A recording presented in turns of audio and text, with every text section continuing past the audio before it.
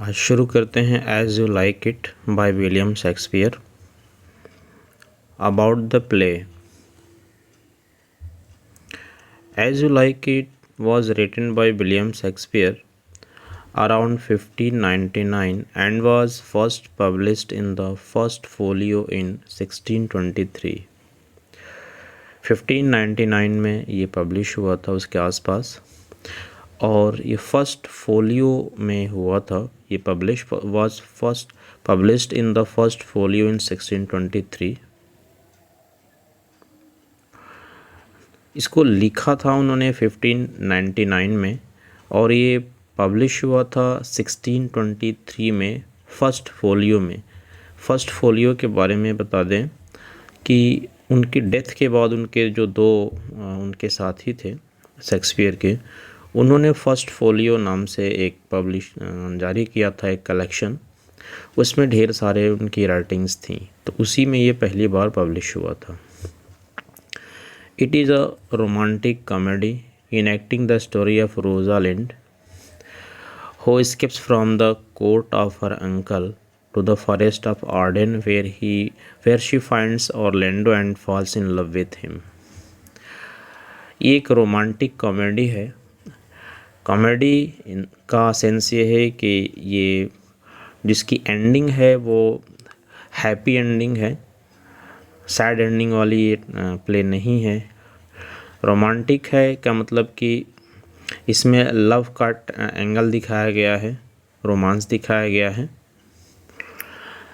और ये रोज़ालैंड के स्टोरी को बताती है।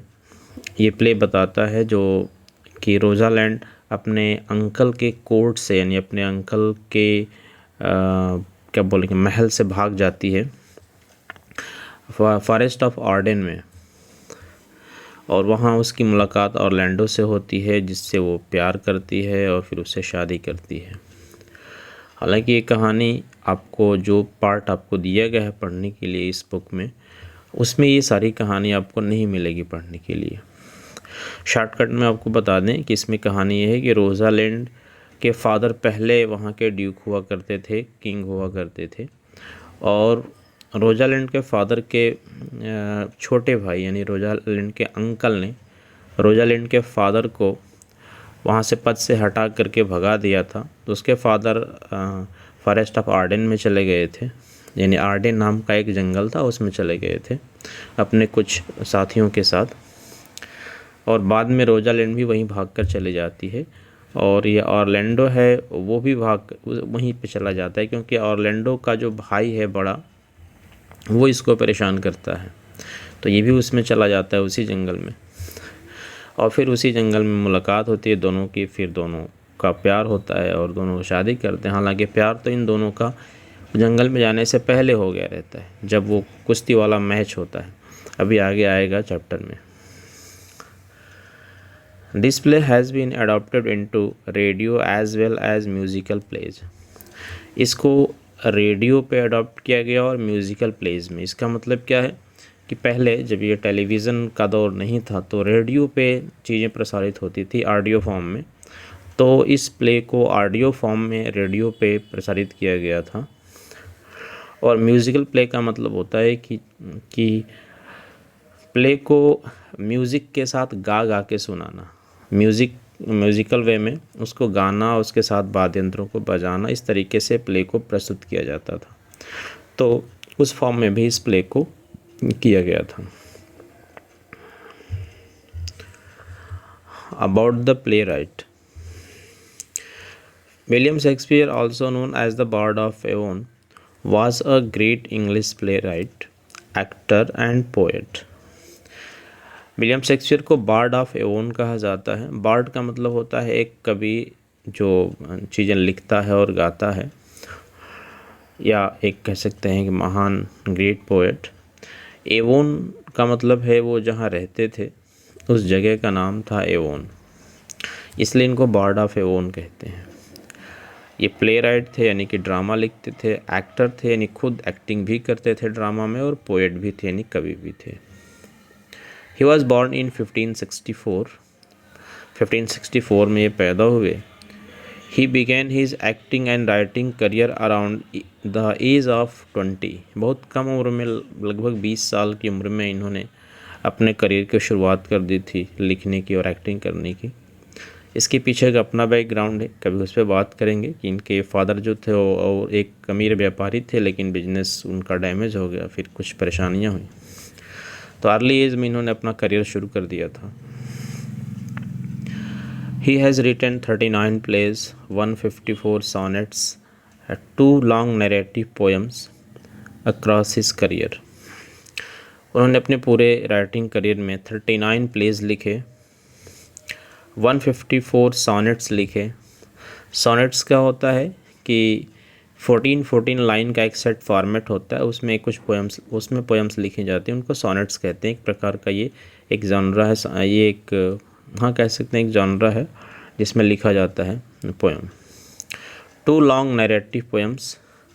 लॉन्ग नैरेटिव पोएम्स का मतलब होता है ऐसे पोएम्स जिसमें एक पूरी कहानी बताई जाती है।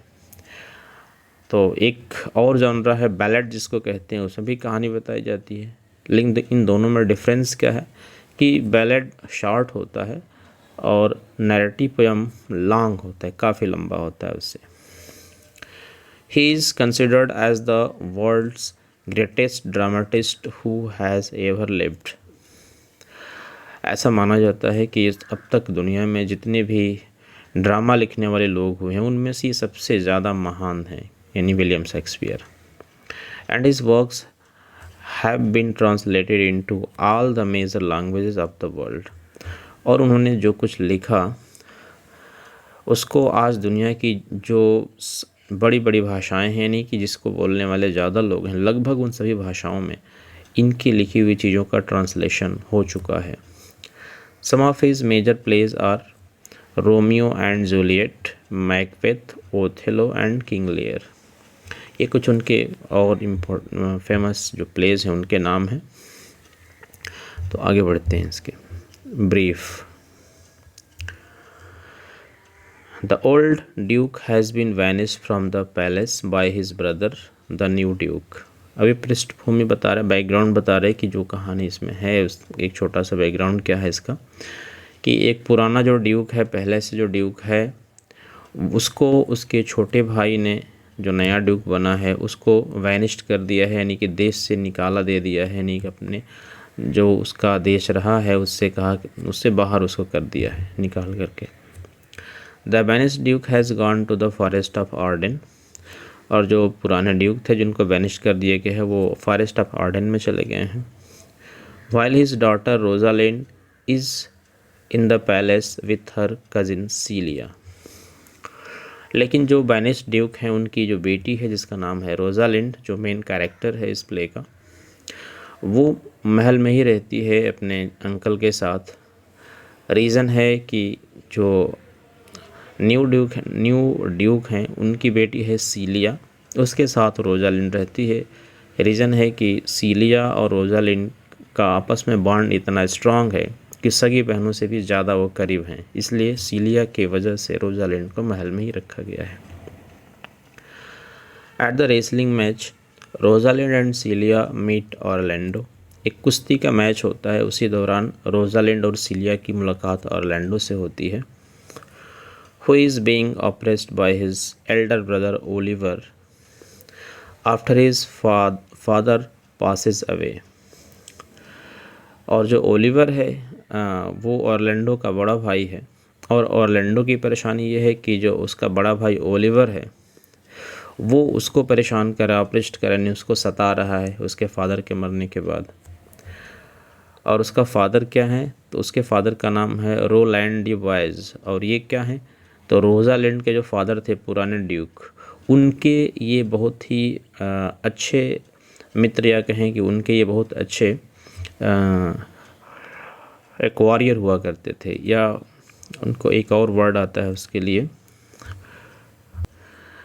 नाइट हुआ करते थे। यानी कि रोजालिंड के जो फादर थे पुराने ड्यूक, और ऑरलैंडो के फादर थे जो रोलैंड डी वाइज, ये दोनों की बड़ी अच्छी दोस्ती थी। उस ड्यूक के ऑरलैंडो के फादर रोजालिंड के फादर के नाइट हुआ करते थे। Read the conversation between these characters and how they support one another. अब इस कन्वर्सेशन को पढ़िए और देखिए कैसे एक दूसरे को ये सपोर्ट करते हैं। वार्म अप में क्या है? Do you love spending time with your cousin? क्या आप अपने कज़िन्स के साथ टाइम स्पेंड करना पसंद करते हैं?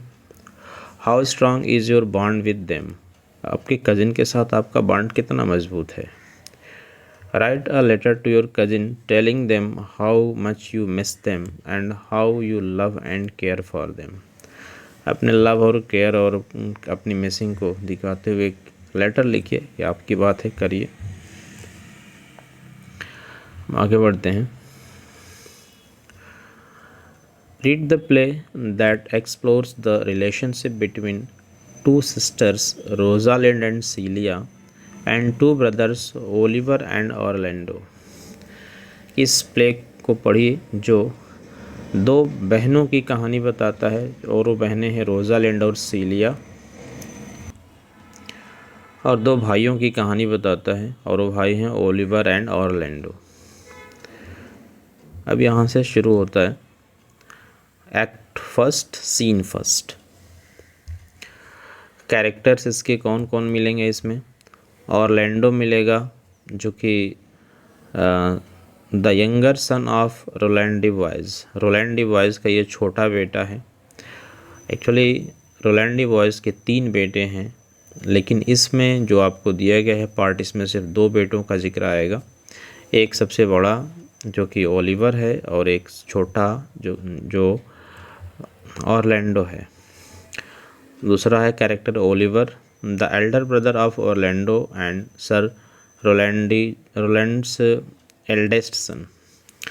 ये ऑरलैंडो का बड़ा भाई है और सर रोलैंड डिवाइस का ये सबसे बड़ा बेटा है। उसके बाद हैं इसमें एडम एंड डेनिस, ये 2 सर्वेंट्स हैं सर रोलैंड्स फैमिली के। और एक चार्ल्स है जो रेसलर है, जिसके साथ मैच होती है, उसका नाम है चार्ल्स। ये रेसलर है, कुश्ती करने वाला व्यक्ति है।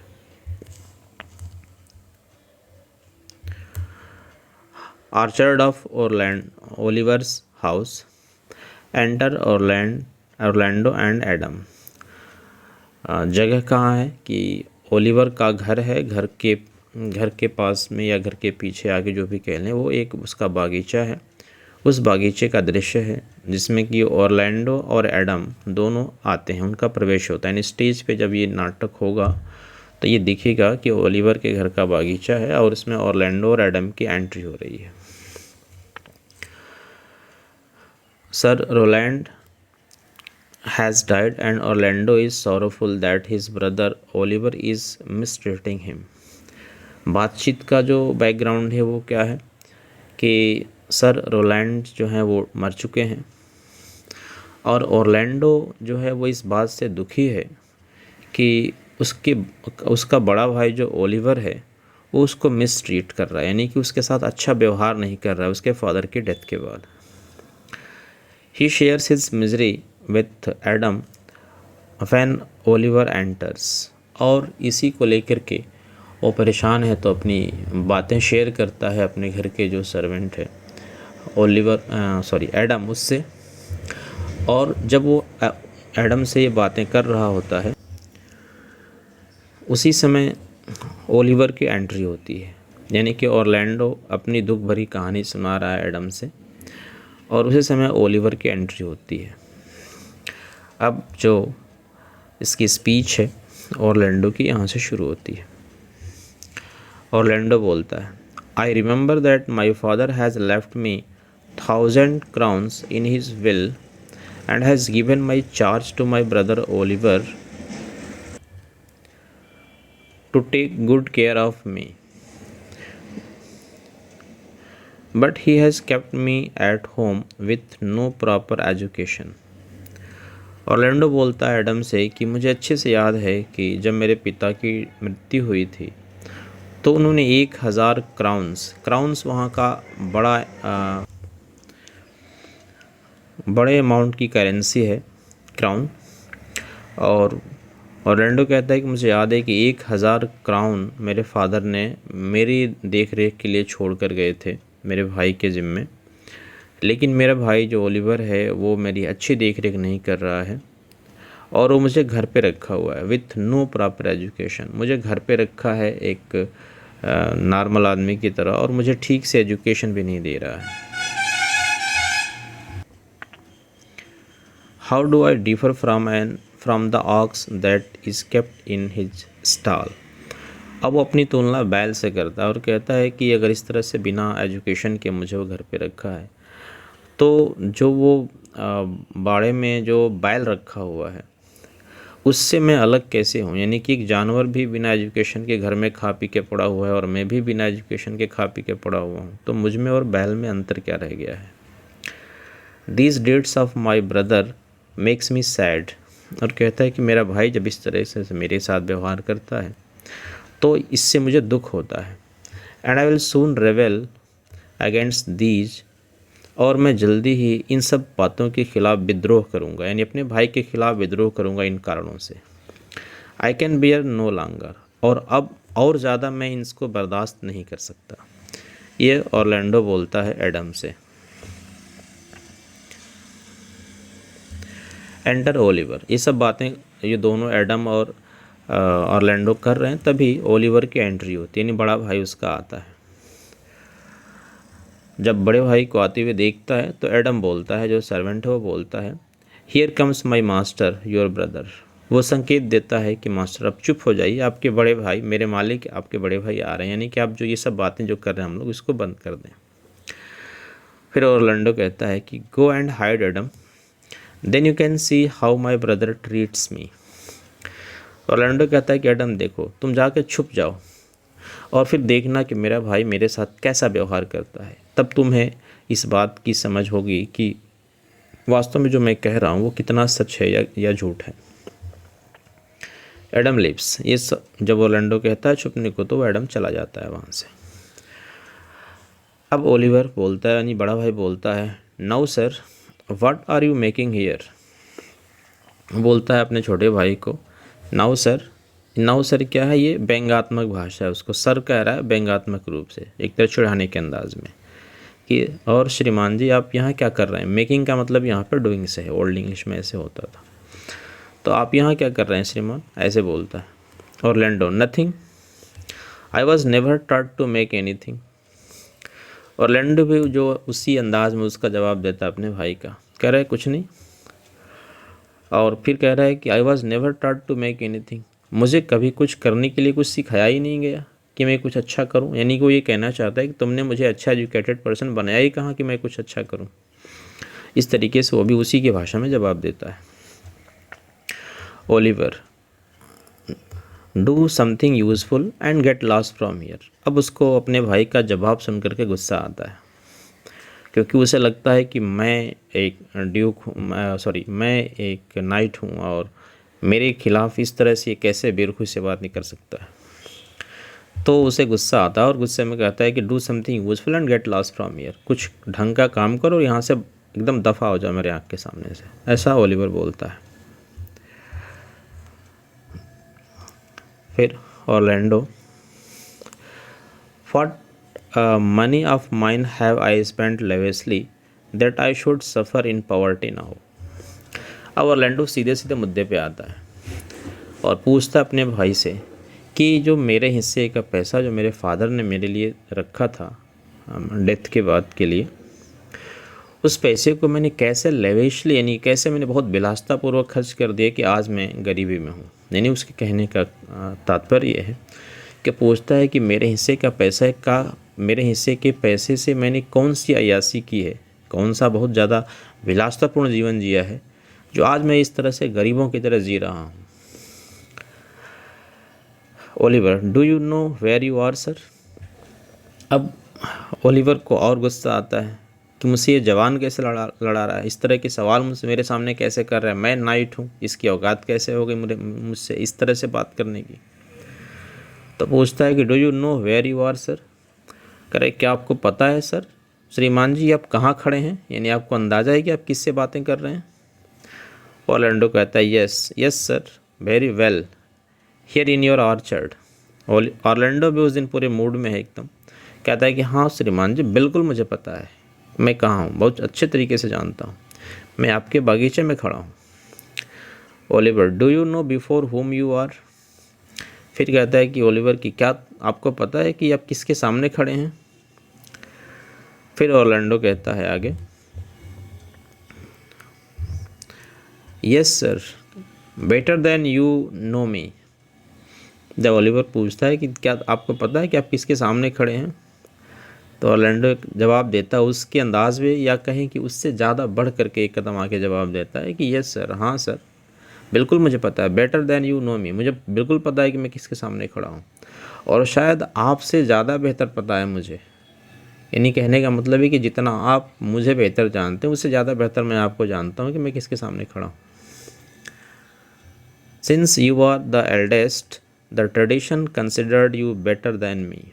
ये एक क्या बोलेंगे, हमारे समाज की में जिस तरह की चीज़ें होती हैं उस पर एक तरह का एक व्यंग है, या उसकी सच्चाई है कह सकते हैं। लिखते हैं शेक्सपियर की, ऑर्लैंडो कहता है कि चूँकि आप मुझसे उम्र में बड़े हैं, मुझसे पहले पैदा हो गए थे इसलिए उम्र में बड़े हैं, इसलिए जो हमारी परंपरा है, हमारा जो समाज है, वो ये मानता है कि आप मुझसे अच्छे हैं। आप मुझसे अच्छे हों या न हों इससे फ़र्क नहीं पड़ता, जो सामाजिक परंपरा है वो मानती है कि जो बड़ा भाई है वो अच्छा होगा छोटे से, या उसके पास ज़्यादा नॉलेज होगा। But the same tradition doesn't allow you to take away my rights as your brother. लेकिन कहता है कि वही परंपरा, वही जो सामाजिक नियम कानून है, वो आपको इस बात की इजाज़त नहीं देती कि आप एक बड़े भाई के रूप में मेरा हक छीन लें। यानी आप बड़े हैं, आपको समाज अच्छा मानता है, मुझसे ज़्यादा आपको तरजीह देता है, हर बात में आपको पहले पूछ होती है मुझसे। लेकिन वही परंपरा ये भी सुनिश्चित करती है कि आप एक बड़े भाई होने के नाते मेरे अधिकार नहीं छीन सकते मुझसे। Even if there were 20 more brothers between us. और कह रहे हैं कि अगर आप और मेरे बीच में 20 भाई बहन और होते, अगर 20 भाई और होते तो एक ही भाई है, लेकिन अगर 20 भाई भी होते यानी आपसे बहुत ज़्यादा मैं छोटा होता, तब भी आप मुझसे मेरे अधिकार इस तरीके से नहीं छीन सकते, आप मेरे ऊपर बॉस की तरह नहीं बिहेव कर सकते। I have as much of my father in me as in you. कह रहे कि आपके अंदर आपके पिता का अंश जितना है ना, उतना ही मेरे अंदर भी मेरे पिता का अंश है। यानी कि हम दोनों एक ही पिता की संतानें हैं और हम दोनों में बराबर बराबर पिता का अंश है। Although I admit you are closer to him than me because you being the first born.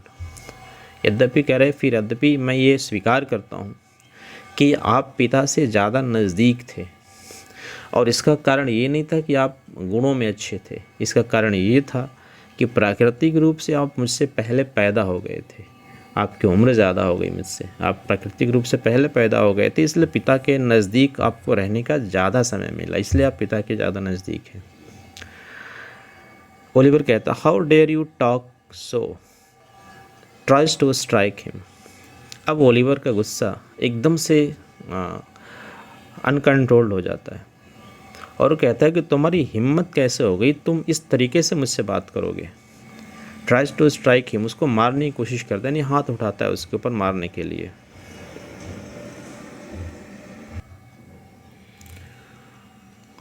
Orlando stops him. Orlando उसका हाथ पकड़ लेता है, रोक देता है उसको मारने से। जब वो मारने की कोशिश करता है, हाथ उठाता है, तो उसका हाथ पकड़ के रोक लेता है और बोलता है, come come elder brother, you are not strong, you are not strong as me. जब हाथ पकड़ता है और कहता है, आइए बड़े भाई आइए, आप इस मामले में मुझसे ज़्यादा मजबूत नहीं, यानी कि शारीरिक ताकत के रूप में आप मेरी जितना मजबूत नहीं है, आइए इस मामले में आप मेरा कुछ नहीं कर पाएंगे, यानी मार नहीं पाएंगे आप मुझको। ओलिवर कहता है, विल यू ले हैंड्स ऑन मी विलन। अब उसका और आत्मसम्मान जाग जाता है ओलिवर का, उसका कहें कि गुरूर जाग जाता है। वो उम्मीद करता है कि मेरा छोटा भाई है, मेरी हर बात मानेगा, जैसे कहूँगा वैसे रहेगा, और मैं ये अगर इसको पीटूँगा तो आराम से चुपचाप पिट जाएगा मेरे हाथों से, ये स्वीकार करते हुए कि मैं उसका बड़ा भाई हूँ। इसलिए तो मारने की कोशिश ओलिवर करता है पहले और उसका वो हाथ सिर्फ पकड़ लेता है। और लैंडो तो कहता है कि तुम मेरे ऊपर हाथ उठाओगे, विल यू ले हैंड्स ऑन मी, तुम मेरे ऊपर हाथ उठाओगे यानी कि तुम्हारे मेरा हाथ पकड़ोगे तुम। विलेन कहता है कि शैतान कहीं के, तुम मेरा हाथ पकड़ रहे हो। Orlando, I am not a villain. Orlando जवाब देता है कि मैं विलेन नहीं हूँ, मैं कोई दुष्ट नहीं हूँ। I am the youngest son of sir Rowland de Boys, मैं सर रोलैंड डी वाइज का सबसे छोटा बेटा हूँ, मैं कोई दुष्ट व्यक्ति नहीं हूँ। ये बार बार ऑरलैंडो इस तरीके से पहचान देता है अपनी कि मैं सर रोलैंड डी वाइज का छोटा बेटा हूँ। ये एक तरह का ये भी है दिखाना का कि सर रोलैंड डी वाइज जो थे वो बड़े रेस्पेक्टेड और बड़े अच्छे व्यक्ति थे, समाज में उनका बड़ा रेस्पेक्ट था और बड़े अच्छे आदमी भी थे वो। तो वो ये दिखाता है कि मैं उस भले आदमी का जो इतना रेस्पेक्टफुल था, मैं उसका बेटा हूँ, मैं कोई दुष्ट व्यक्ति नहीं हूँ। And the one who says that my father's son is villain is thrice a villain himself. और फिर आगे देखो इस बात को और क्लियर करता है कि ऑरलैंडो कहते हुए कि जो ये कहे कि मेरे पिता की संतान जो विलन है, यानी कि अगर मैं अपने पिता की संतान होते हुए अगर मैं विलन हूँ, दुष्ट हूँ, तो ये बात कहने वाला व्यक्ति अपने आप में मुझसे 3 गुना ज़्यादा दुष्ट है। यानी अपने भाई को कहता है कि तुम मुझसे ज़्यादा दुष्ट हो अगर तुम कहते हो कि मैं दुष्ट हूँ, क्योंकि हम सर रोलैंड डी वाइज के बेटे हैं। If you वेरेंट my brother I wouldn't have taken my hand of your neck until you were punished. अब और यहाँ पे ये बात समझ में आती है कि जो ऑरलैंडो है उसने ओलिवर की गर्दन पकड़ रखी है और कहता है कि if you warrant my brother, अगर तुम मेरे भाई ना होते, I wouldn't have taken my hand of your neck, तो मैं अपना हाथ तुम्हारी गर्दन से नहीं हटाता, अनटिल यू आर पनिश्ड, जब तक कि तुमको तुम्हारे किए की सज़ा नहीं मिल जाती, यानी कि जब तक कि तुम्हारा गला घोट कर मैं तुमको मार नहीं डालता, तब तक ये हाथ तुम्हारे गले से मैं नहीं हटाता अगर तुम मेरे भाई ना होते। You are an insult to yourself, और कहता है कि तुम अपने आप में एक अपना इंसल्ट हो, यानी कि तुम अपने आप में अपनी बेइज्जती हो, अपनी बेइज्जती तुम खुद कराते हो, यानी तुम्हारे काम की वजह से तुम्हारी खुद ब खुद बेइज्जती होती रहती है। एडम कमिंग फॉरवर्ड, अब एडम जो छुपा हुआ था, सारी बातें देख रहा था, सुन रहा था, वो बाहर निकल के आता है और कहता है स्वीट मास्टर्स बी पेशेंट, कहता है मेरे प्यारे मालिक लोग, आप लोग थोड़ा धैर्य रखिए। For the sake of your father's memory please be at place, और कहता अपने पिता को याद करते हुए आप लोग कम से कम अपने पिता के लिए तो शांति बना के रखिए, यानी कि आपके पिता इतने सम्मानित और अच्छे व्यक्ति थे, आप लोग उनके बेटे हैं, तो कम से कम पिता के इज़्ज़त का ख्याल करके आप लोग शांति से रहिए। ओलिवर लेट मी गो आई से, ओलिवर कहता है कि अब मुझे जाने दो, मैं कहता हूँ छोड़ो मुझे जाने दो। Orlando I won't let you until you hear what I have to say, Orlando कहता है कि नहीं बिल्कुल मैं तुमको नहीं जाने दूंगा जब तक कि तुम मेरी बात नहीं सुनते हो जो मैं कहना चाहता हूँ। और कहता है आगे कि मेरी बात क्या हो, कहता है कि my father charged you in his will to give me good education, कह रहे कि मेरे पिता ने तुमको अपनी वसीयत में, जब वो मर रहे थे उसके पहले जो उन्होंने वसीयत बनाई थी उसमें ये इसकी ज़िम्मेदारी दी थी, चार्ज दिया था कि तुम मुझे अच्छा एजुकेशन दोगे। But you have trained me like a peasant not like a gentleman, लेकिन तुमने मुझे जिस ज़िंदगी जीने की जिस तरीके की ट्रेनिंग दी है, यानी जिस तरीके का मेरा जीवन बनाया है, वो एक आम किसान की तरह का जीवन दिया है, मुझे एक जेंटलमैन का, यानी कि एक नाइट के बेटे होने की तरह से तुमने मुझे नहीं पाला है, नहीं इस तरह की एजुकेशन दिया है। I shall no longer bear with this, कह रहे कि और अब मैं ये सब बातें बर्दाश्त नहीं कर सकता। देयरफॉर, इसलिए either allow me to be educated like a gentleman, इसलिए कहता है कि या तो तुम मुझे अलाउ करो, यानी कि मुझे पैसे दो कि मैं एक जेंटलमैन की तरह शिक्षित बन सकूं, और give me my inheritance of the 1000 crowns and I shell make use of it. और दूसरा ऑप्शन देता है कि नहीं, अगर पैसे देते हो, खर्च करते हो मेरे ऊपर, तो तुम मेरा हिस्सा ही दे दो, मेरा इनहेरिटेंस दे दो, यानी कि जो मेरे बाप ने मुझे दे रखा है वो मुझे दे दो 1000 क्राउन, मैं उसका यूज़ करके अपनी व्यवस्था मैं खुद कर लूँगा। Oliver, what will you do once you have spent it. अब ओलिवर बोलता है कि ठीक है, अगर तुमको मैं तुम्हारा हिस्सा दे भी दूँ, पैसा तुमको दे दूँ मैं अगर, तो अगर 1000 रुपये वो सीमित रुपए हैं, अगर वो ख़त्म हो जाएंगे, 1000 रुपये कहना गलत है, 1000 क्राउन उनकी भाषा में है, और वो बड़ा डिनोमिनेशन है वहाँ का उस समय का। तो वो 1000 क्राउन्स अगर जब ख़त्म हो जाएगा, उसके बाद तुम क्या करोगे, फिर कहाँ से अपने खर्चे ले आओगे, पैसे कहाँ से ले आओगे। टेल मी, बताओ मुझे। Well sir, I shell give you your part of the inheritance. फिर कहता है ठीक है श्रीमान जी, मैं आपको आपके हिस्से का पैसा ज़रूर दे दूँगा। ये व्यंग्यात्मक रूप से कहता है कि ठीक है मैं आपको दे दूँगा। उसके अंदर ये है कि मैं आपका काम ही तमाम कर दूँगा, आप दोबारा मांगने के लायक ही नहीं बचोगे। I no longer want to be troubled by you. I no longer want to be troubled by you, कह रहा है कि मैं तुमसे परेशान नहीं होना चाहता, इसलिए मैं तुम्हें तुम्हारा हिस्सा दे दूंगा। ये ऊपर से कहता है, अंदर की मंशा उसकी कुछ और है, ये व्यंग्यात्मक रूप से कहता है। Orlando, I shall disturb you no more than required. Orlando वुल्फिंग उसी की भाषा में जवाब देता है कि अगर आप ऐसा कर देते हो कि मुझे मेरा हिस्सा दे देते हो, तो मैं भी आपको उतना ही परेशान करूंगा जितनी की मुझे ज़रूरत होगी, यानी जितना मेरा हक होगा परेशान करने का, उससे ज़्यादा मैं भी परेशान नहीं करूंगा।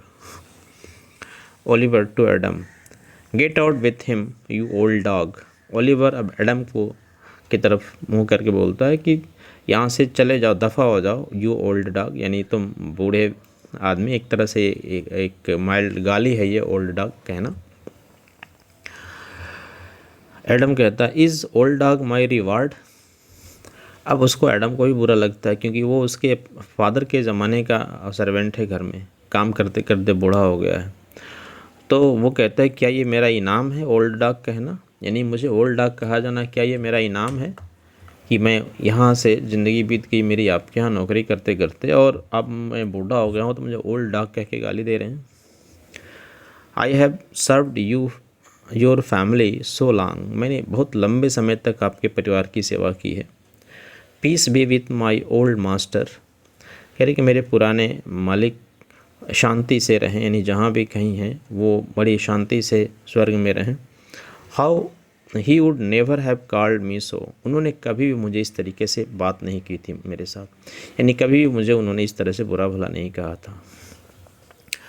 एग्जिट ऑरलैंडो एंड एडम, अब ऑरलैंडो और एडम इस बात पे दोनों वहाँ से चले जाते हैं। Oliver, do you really think you can fight me. अब ओलिवर अपने भाई के लिए बोल रहा है, बोल क्या रहा है वो अपने दिमाग में सोच रहा है, तो स्टेज पे ऑडियंस को चूँकि सुनाना है वो क्या सोच रहा है, तो बोलता है, क्या तुम वास्तव में मुझसे लड़ोगे। I will physic your rankness and will not give you the 1000 crowns. Physic your rankness का मतलब होता है एक आपका इलाज कर दूंगा मैं, इसका मतलब होता है एक फ्रेज़ है ये ओल्ड इंग्लिश का, जिसका मतलब होता है मैं आपका इलाज कर दूंगा, दोबारा आप ऐसा करोगे नहीं। तो कह रहे कि मैं आपकी व्यवस्था कर दूंगा, मैं आपका इलाज कर दूंगा, और आपको 1000 क्राउन तो मैं नहीं दूंगा, आपकी व्यवस्था मैं कर दूंगा, यानी आपको मैं रास्ते से हटा दूंगा, मुझे आपका पैसा नहीं देना पड़ेगा, ये ओलिवर सोचता है। एंटर डेनिस, घर का दूसरा जो नौकर है डेनिस, वो एंट्री करता है। इसमें कहीं लिखा तो नहीं, पर व्यवहार से ही समझ में आता है कि जो एडम है वो अच्छा आदमी की तरह है, और वो ऑरलैंडो के साथ है और उसके फेवर में है, और जो डेनिस है वो ओलिवर के फेवर में है, वो उसके साथ रहता है। तो डेनिस की एंट्री होती है और वो कहता है हेलो डेनिस, यानी जो ओलिवर है वो डेनिस को बोलता है हेलो डेनिस। डेनिस बोलता है did you call me my Lord, कहता है महाराज क्या आपने मुझे बुलाया था। ओलिवर कहता है is Charles the duke's wrestler here to speak with me, पूछता है कि क्या चार्ल्स जो ड्यूक का रेसलर है, कुश्ती लड़ने वाला व्यक्ति है, जो उनका ड्यूक का यानी उनका दरबारी कुश्ती करने वाला व्यक्ति है, वो दरबारी पहलवान है, उसको पूछता है क्या चार्ल्स मुझसे बात करने के लिए आया था वो यहीं पे है। Dennis, yes he is here at the door and wishes to speak with you. Dennis कहता है कि हाँ वो यहीं पे दरवाजे पे है और आपसे बात करने की इच्छा प्रकट करता है। Oliver, call him in. Oliver कहता है ठीक है बुलाओ इसको। एग्जिट डेनिस, डेनिस चला जाता है। It is a good way to get rid of Orlando and the wrestling is held tomorrow. अब ये ये जो ओलिवर है वो सोच रहा है अपने मन में कि ऑरलैंडो से छुटकारा पाने का ये एक अच्छा तरीका है और कुश्ती कल ही होने वाली है। यानी कि ये चार्ल्स के माध्यम से चाहता है कि चार्ल्स उसको कुश्ती में पटक करके उसकी जान ले ले। एंटर चार्ल्स, चार्ल्स की एंट्री होती है। Charles, good day my lord. Charles उसका अभिवादन करता है। Oliver, good monsieur Charles. वो भी उसका जवाब देता है श्रीमान चार्ल्स। ये मॉन्सियर का मतलब भी होता है एक तरह का sir. What is the latest news at the court. Oliver पूछता है कि दरबार में से कुछ नया न्यूज़ क्या है, नहीं कि जो ड्यूक का कोर्ट है, जो राजा का दरबार है, वहाँ पे क्या चल रहा है। Charles, there is no news at the court sir. On news court, there is no news at the court sir, only the old news. कह रहे हैं कि वहाँ पे दरबार में कोई भी नया न्यूज़ नहीं है, सब कुछ पुराना ही है। The old Duke is banished by his younger brother the new Duke. पुराने ड्यूक को नए ड्यूक ने अपने भाई को बैनिश कर दिया है। And three or four of his loyal lords have decided to go into exile with him. और जो पुराने ड्यूक हैं उनके जो लॉयल लोग थे, उनके एकदम से अच्छे उनके जो समर्थक थे, उनमें से 3-4 लोग, ऐसा माना जाता है 3-4 लोग भी उनके साथ एग्जाइल में चले गए हैं। Oliver, do you know whether Rosalind has also been banished by the duke. फिर ओलिवर पूछता है क्या पता है कि रोजालिंड भी अपने फादर के साथ बैनिश हो गई, यानी कि उस फादर के साथ रोजालिंड को भी भेज दिया गया है बाहर। Charles, no. चार्ल्स कहता है नहीं। She is very much loved by her cousin the new duke's daughter and they have been together for so long that it would kill them if they were separated. Actually ये सब बातें audience के लिए बताई जा रही हैं। Charles कहता है कि नहीं, वो कोर्ट में ही है, यानी दरबार में ही रहती है, महल में ही रहती है। रीज़न है कि उसको यानी रोजालिंड को उसकी जो कज़िन है यानी चचेरी बहन जो है वो, और चचेरी बहन यानी कि नए ड्यूक की बेटी यानी छोटे भाई की बेटी, वो बहुत ज़्यादा उसको प्यार करती है। They have been together for so long, वो इतने लंबे समय से एक साथ दोनों रहती आ रही हैं, बचपन से रहती आ रही हैं कि it would kill them if they were separated. कह रही कि अगर उन दोनों को अलग कर दिया जाए तो वो अलगाव उनको मार डालेगा। यानी कि जो सीलिया है वो अपनी बड़ी बहन रोजालिंड के बिना नहीं रह सकती। दोनों का एक साथ रहना ज़रूरी है क्योंकि बचपन से दोनों साथ रह रही हैं, इसलिए उनको रखा गया है। She is at the palace and is well taken care by her uncle. इसलिए कहता है कि रोजालिंड महल में ही है और जो उसके अंकल हैं यानी कि जो नए ड्यूक हैं वो उसकी अच्छी देखभाल कर रहे हैं। यानी कि अभी तक रोजालिंड को कोई परेशानी नहीं है, केवल उसके फादर को देश निकाला दिया गया है। Oliver, where is the old duke. Oliver पूछता है कि पुराने ड्यूक कहाँ हैं। Charles, it is said that he is in the forest of Arden and many man have joined him. कह रहे कि चार्ल्स कहता है कि ऐसा बताया जा रहा है लोगों के द्वारा कि वो फॉरेस्ट ऑफ आर्डेन में है, यानी कि एक्चुअली आर्डेन फॉरेस्ट है जो शेक्सपियर जहाँ रहते थे एवोन उसके पास ही थोड़े दूर पे एक जंगल था जिसको फॉरेस्ट ऑफ आर्डेन कहा जाता था, उसी को इन्होंने इसमें लिया है। तो यानी कि वो फॉरेस्ट ऑफ आर्डेन में चले गए हैं और ये भी बताया जा रहा है कि बहुत से लोग जाके उनको ज्वाइन कर लिए कि उनके साथ रहने चले गए हैं, कि इससे दिखाता है कि वो कितने अच्छे व्यक्ति थे और कितनी पॉपुलैरिटी थी आम लोगों के बीच में उनके लिए। They say that they spend the time care free just like in the olden days. और लोग बता रहे हैं कि वहाँ जंगल में वो बड़े अच्छे से एकदम चिंता मुक्त होकर के जीवन बिता रहे हैं, जैसे कि बहुत पुराने ज़माने में लोग जंगलों में एकदम बिंदास रहते थे उस तरीके से। Oliver, are you wrestling tomorrow before the new duke? Oliver पूछता है कि क्या तुम कल नए ड्यूक के सामने कुश्ती लड़ोगे? Charles, yes sir I am, कहता है कि हाँ सर मैं ऐसा ही करूँगा। And I came to inform you about a matter, कह रहे कि हाँ सर मैं ऐसा ही करूँगा, यानी कि कल मैं कुश्ती लड़ूंगा नए ड्यूक के सामने और उसी के विषय में एक बात बताने के लिए मैं आपको आया हूँ। I have come to know that your brother Orlando is planning to fight against me in disguise, कह रहे कि मैं आपको ये बताने आया हूँ कि मुझे ये पता चला है कि आपका जो छोटा भाई है ऑरलैंडो वो मेरे ख़िलाफ़ कल कुश्ती लड़ने की तैयारी में है, और फिर डिसगाइज यानी कि सब कुछ ओपन करके नहीं, पहले अपना नाम बता करके नहीं, यानी कि डिसगाइज का मतलब है वेश बदल के।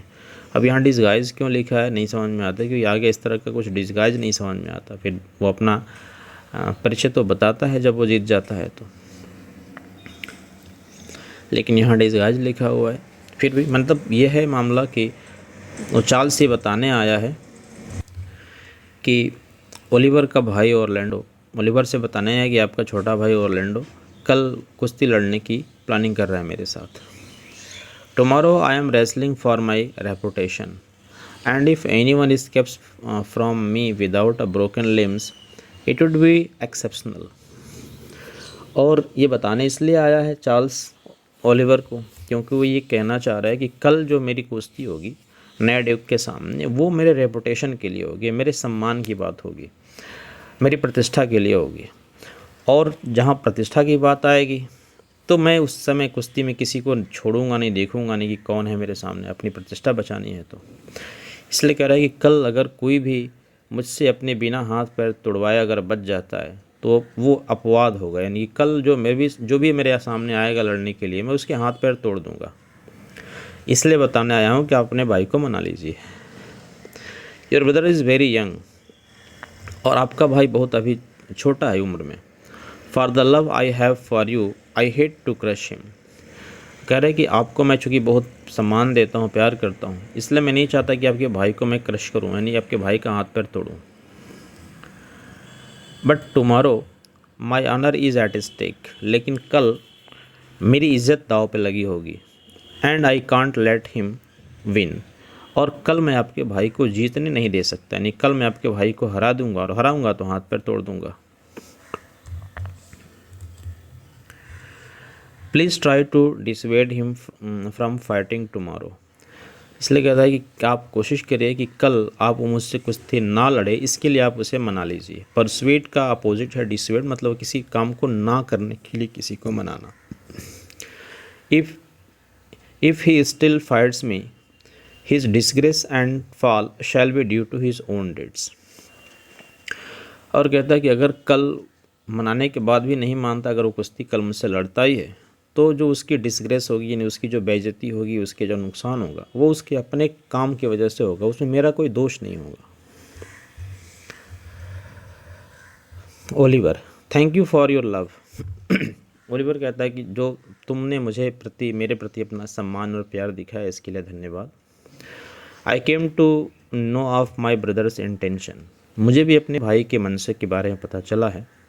And tried to stop him, और मैंने उसको रोकने की कोशिश भी की। But he is firm on competing, लेकिन वो कल कुश्ती लड़ने पे बिल्कुल दृढ़ है, निश्चित है कि वो कल कुश्ती लड़ेगा ही लड़ेगा। ये सब ओलिवर उसे झूठ बोल के बता रहा है। I tell you Charles, he is the most stubborn young fellow in France, कहता है चार्ल्स मैं ये बताना चाहता हूँ कि हमारे देश में, पूरे फ्रांस में वो सबसे ज़्यादा हठी लड़का है, एकदम ज़िद्दी लड़का है, उससे ज़्यादा ज़िद्दी लड़का कोई है नहीं हमारे देश में। He is so ambitious envious of the good of others, उसकी बहुत बुराइयां करता है। चार्ल्स से कहता है कि वो बहुत ज़्यादा एम्बिशियस है, यानी कि बहुत महत्वाकांक्षी है, बहुत ज़्यादा बड़ी बड़ी चीज़ें हासिल करना चाहता है।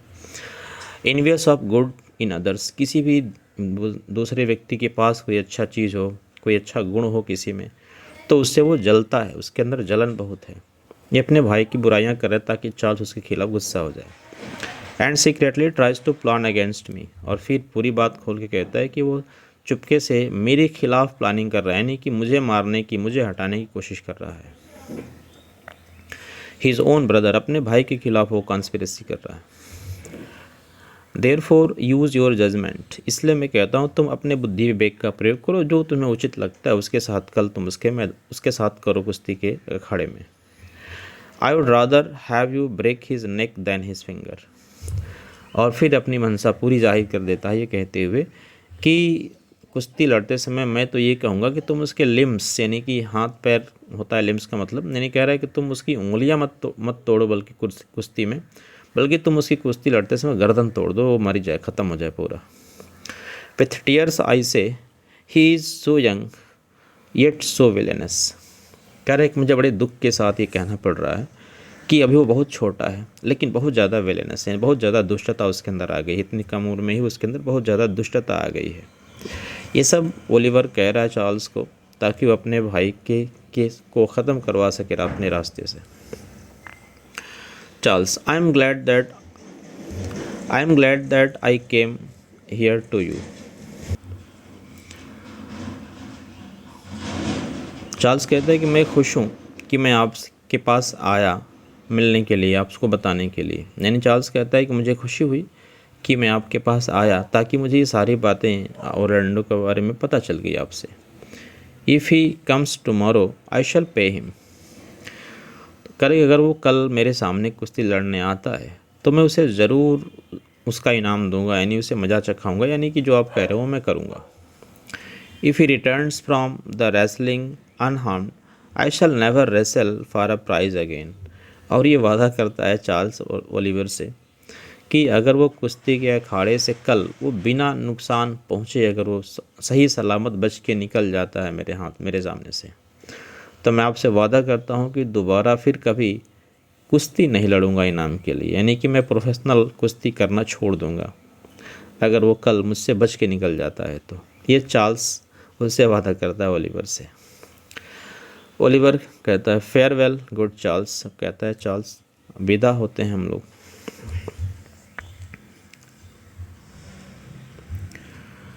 आई hope to see the end of Orlando soon.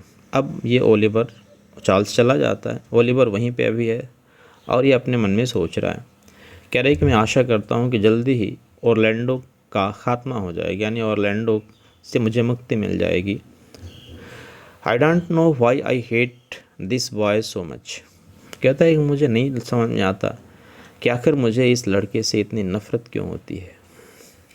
He is gentle though he had never been to school. अब ये असलियत ऑडियंस को बताता है बोल करके ओलिवर कि उसको जलन क्यों होती है।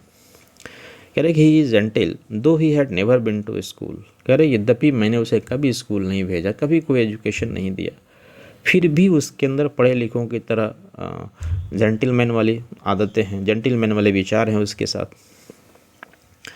He is noble and everyone around him loves him, वो बड़ी सभ्य व्यक्ति है, बिना पढ़े लिखे होने के बाद भी वो एक अच्छा और सभ्य व्यक्ति है, और जहाँ कहीं भी जाता है वहाँ पे लोग उसे बहुत प्यार करने लगते हैं। But this shall not last long, लेकिन ये सब लंबा नहीं चलेगा अब, और नहीं चलेगा ये सब, क्योंकि ओलिवर एक दुष्ट प्रवृत्ति का है, वो उसके साथ ये अच्छे गुण नहीं हैं उसमें, तो वो अपने भाई के इन अच्छे गुणों को देख करके जलता है और अपनी सत्ता बरकरार रखने के लिए वो चाहता है कि ये सब मेरे नीचे हमेशा दबे रहें। फिर कहता है कि अच्छा, उसके पास चाहे जितनी भी अच्छाइयाँ हो, अब ये सब और लंबा नहीं चल पाएगा। The wrestler shall end it all tomorrow, जो रेसलर है यानी जो पहलवान है, जो कुश्ती लड़ने वाला व्यक्ति है, ये कल इन सारी चीज़ों का खात्मा कर देगा। All I have to do is to get Orlando to fight, अब मुझे बस जो करना है वो ये कि ऑरलैंडो जाके कल कुश्ती लड़ ले बस। फिर आई शैल डू नाउ, और जो अब मैं करूँगा, यानी अब मैं ऑरलैंडो को इस तरीके से बात करूँ उनसे कि कल वो कुश्ती लड़ने के लिए जाए ही जाए, वो ऐसा ना हो कि ना जाने पाए कुश्ती लड़ने कल, और कल कुश्ती लड़ने वो जाएगा और फिर सारा काम मेरा ख़त्म हो जाएगा, बस वो कल चला जाए। एग्ज़िट चला जाता है, यहाँ से सीन सेकेंड शुरू होता है। लगभग 50 मिनट का ये वीडियो हो गया, तो सीन सेकेंड हम नेक्स्ट वीडियो में कंटिन्यू करते हैं। तब तक के लिए मिलते हैं नेक्स्ट वीडियो, तब तक के लिए बाय एंड जय हिंद।